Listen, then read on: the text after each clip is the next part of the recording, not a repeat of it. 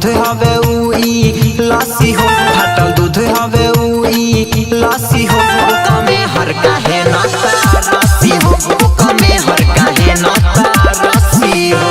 झूठो मुहमा फुलावे भतार जंग भीतर से निकले हंसी हो। जे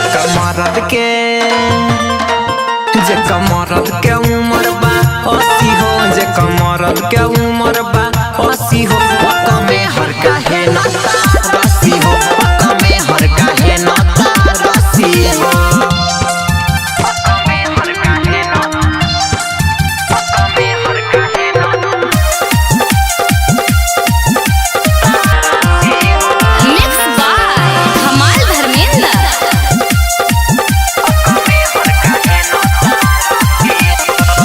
एकादा भतार के जवानी एक्सपायर बा, धमाल धर्मेंद्र से करवत रोज फायर बा।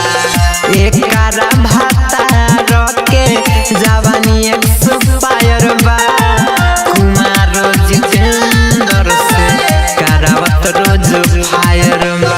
बीतियल बेला से फांसी हो, पर कस परवाना से फांसी हो, कमे हर काहे नता रस्सी हो, कमे हर काहे नता रस्सी हो।